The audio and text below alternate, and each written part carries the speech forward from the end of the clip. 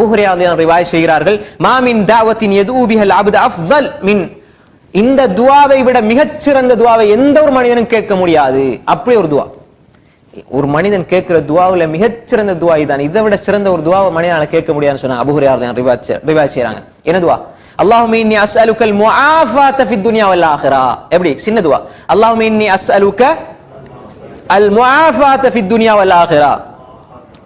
அல்லாஹும்ம இன்னி அஸ்அலுக்கல் முஆஃபாத ஃபித் துன்யா வல் ஆখিরা. யா அல்லாஹ், உலகத்திலேயும் வெற்றி, சுபிட்சம், ஆரோக்கியம் எல்லாவற்றையும் உலகத்துல தந்திரியா அல்லாஹ், மறுமையிலையும் தந்திரியா அல்லாஹ். மிக சுருக்கமான துஆ. உலகத்துல வெற்றி வேணுமா, அதே மாதிரி உலகத்துல ஆரோக்கியம் வேணுமா, உலகத்துல மன நிம்மதி வேணுமா, எது வேண்டாலும் இந்த துஆ உள்ளடை கொள்ளும்.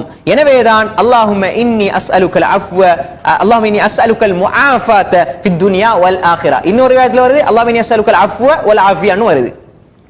அஃவ வல் ஆஃபியா ரசூல் ஸல்லல்லாஹு அலைஹி வஸல்லம் கேட்க சொல்லி இருக்காங்க. அதே மாதிரி அன்புக்குரிய சகோதரர்களே, இந்த இடத்துல வரக்கூடிய ஹதீஸ் அல்லாஹும்ம இன்னி அஸ்அலுக்கல் முஆஃபாத ஃபித் துன்யா வல் ஆখিরা. இது அபூ ஹுரைரா ரலியல்லாஹு ரிவாயத் சுனன் இப்னு மாஜாவுல 3851 நபிமொழியாக வந்திருக்கிறது.